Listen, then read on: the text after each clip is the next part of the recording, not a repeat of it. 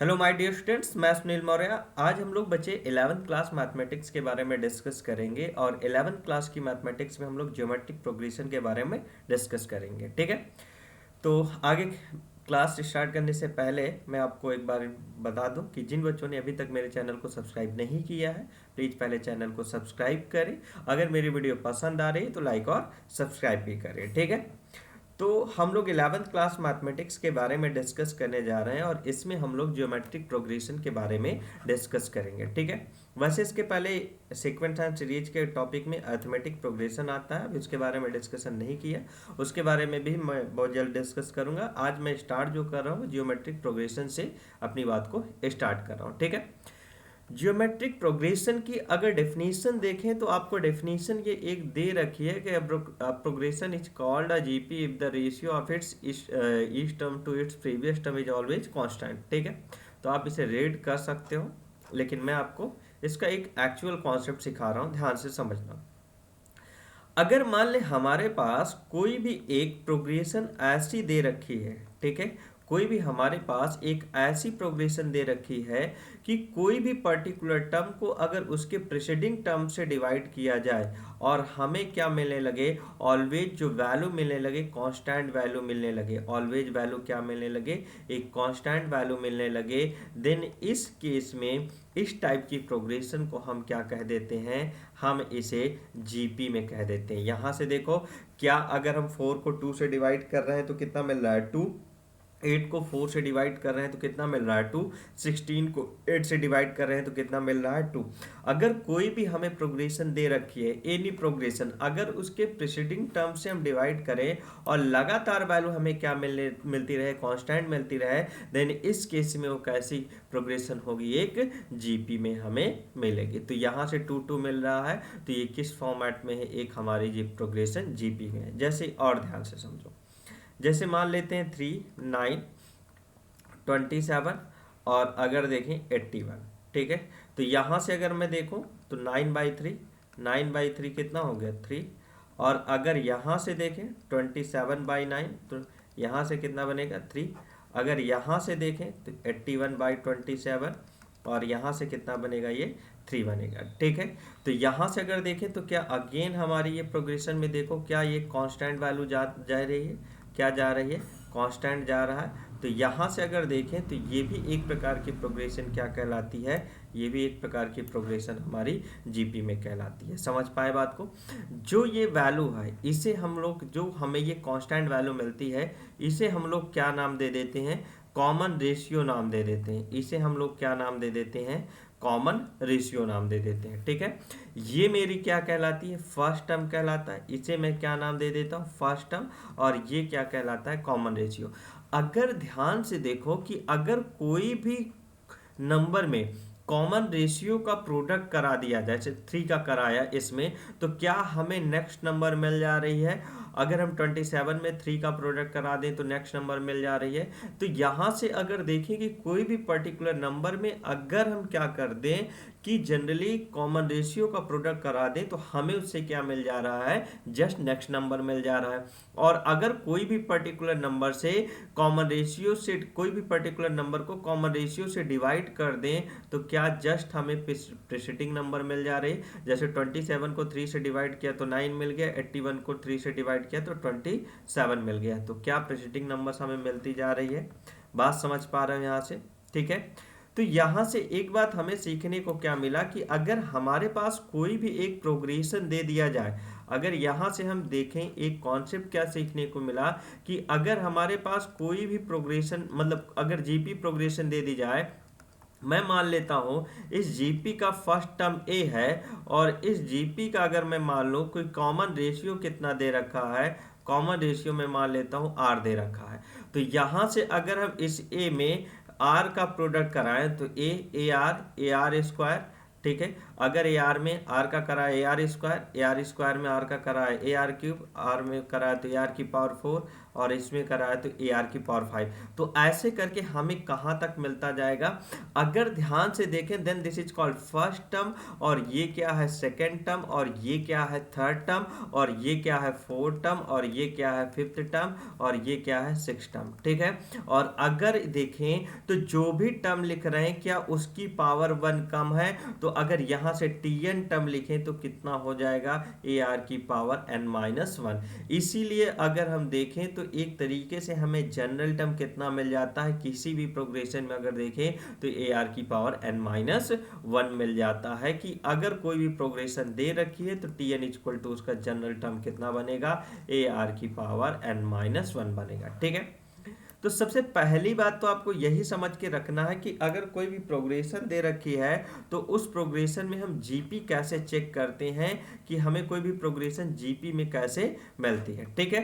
तो आपको progression check करने के लिए सीधा सा काम क्या करना पड़ेगा, मैंने आपसे क्या कहा, प्रोग्रेशन में चेक करने के लिए आपसे मैंने कहा कि अगर कोई भी मुझे एक सीक्वेंस दे रखी है, मान लेते हैं T1 T2 T3 ऐसे करके हमें कोई भी एक प्रोग्रेशन Tn तक दे रखा है, तो अगर यहां से हमें T2 by T1 equal to T3 by T2 equal to क्या हो जाए T4 बाई T3, ऐसे करके वैल्यू लगातार कांस्टेंट मिलने लगे, देन इस केस में इस प्रोग्रेशन को हम लोग क्या नाम दे देते हैं, जीपी नाम दे देते हैं, ठीक है। अगर किसी भी पर्टिकुलर टर्म को उसके प्रीसीडिंग टर्म से डिवाइड किया जाए देन ऑलवेज हमें कितना मिलेगा, एक जीपी सीरीज हमको मिल जाएगी। क्लियर हो गया होगा, आप लोगों को समझ गए होंगे।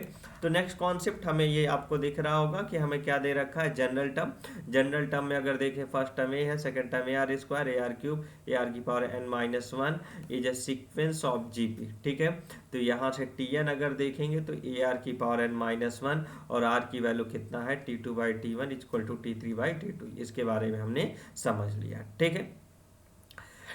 तो अब हम यहाँ से अपनी बात को आगे समझें कि ये तो अगर देखें तो ये जो हमारा है ये तो बिगिनिंग से है, ये कहाँ से है, बिगिनिंग से है, ठीक है।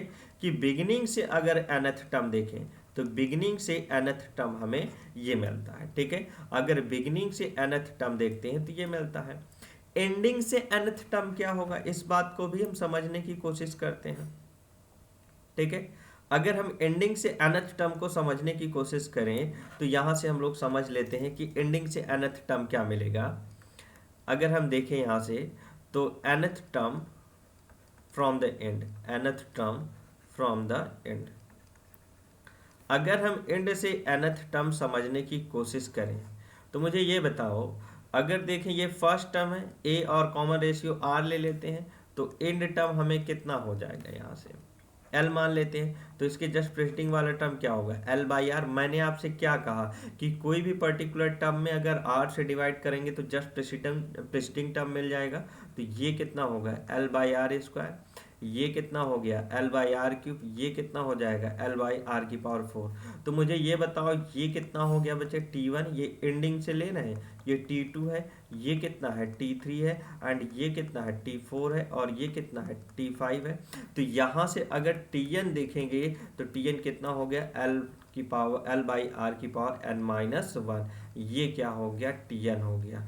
Tn कितना हो गया एल बाई आर की पावर एन माइनस 1। यहाँ से L कितना है ये बात आपको याद रखना है, ये क्या है लास्ट टर्म है, ठीक है। L क्या है लास्ट टर्म है, ये बात आपको दिमाग में बैठा के चलना है। क्लियर, इतनी बात समझ गए होंगे।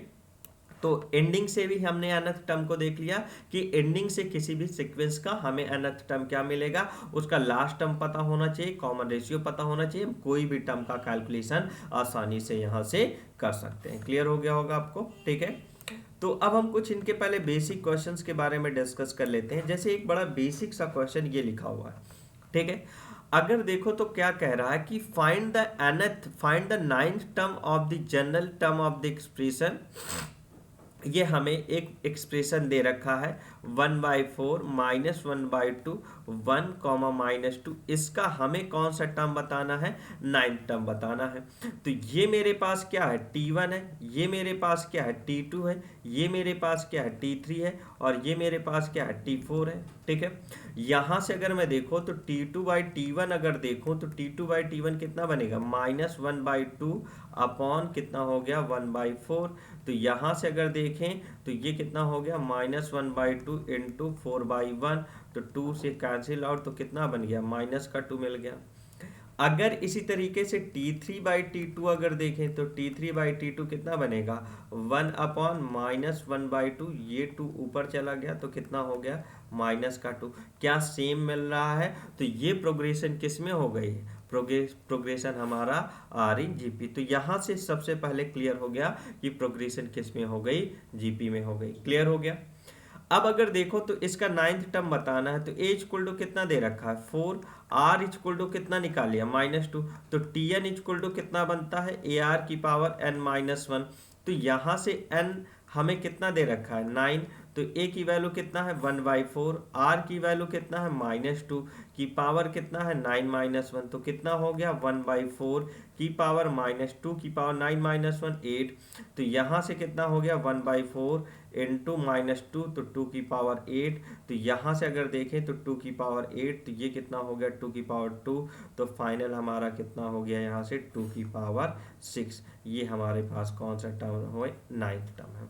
इस तरीके से हम कैलकुलेशन करते हैं। समझ गए होगे बात को कि 9th टर्म इसका क्या मिलेगा। क्लियर है, ठीक है। तो अब नेक्स्ट क्वेश्चन में ऐसे ही बढ़ते हैं। नेक्स्ट क्वेश्चन ऐसे हमसे कह रहा है, which term of the GP 5, 10, 20, 40 ... is 5120। इसका कौन सा टर्म हमारा जनरली देखें तो ये है। ठीक है, 5120 है। तो अब अगर हम देखें यहाँ से कौन सा टर्म कह रहा है, तो यहाँ से अगर देखें तो 5 है, 10 है, 20 है और ये 40 है। ठीक है, ... हमें देखना है इसका कौन सा टर्म हमारा इज 5120। तो हम मान लेते हैं ये कौन सा टर्म है, टीएन टर्म है। हम मान लेते हैं ये कौन सा टर्म है, टीएन टर्म है। ये मुझे क्या दे रखा है, फर्स्ट टर्म है। और अगर मैं देखूं क्या ये जीपी दिख ही रही है हमारी, तो यहाँ से आर अगर देखें तो 10/5 कितना हो गया, 2 हो गया। आर कितना हो गया, 10/5 2। तो यहाँ से टीएन इक्वल टू अगर देखें तो ए आर की पावर n-1, टीएन कितना दे रखा है, 5120। यहाँ कितना है 5, आर की वैल्यू 2 की पावर n-1, ये कैंसिल आउट। तो यहाँ से कितना हो गया, 102 और कितना हो गया 20। ठीक है, तो यहाँ से कितना हो गया 1024 की पावर 2 की पावर n-1। समझ पाए बात को।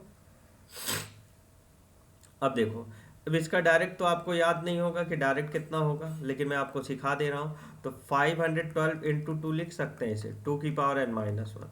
ये बताओ, आपको याद होना चाहिए कि अगर हम देखें तो इसे, चलो अच्छा इसे और ब्रेक कर लो, 2 इंटू 256 लिख सकते हैं, इंटू 2 इक्वल टू 2 की पावर n-1।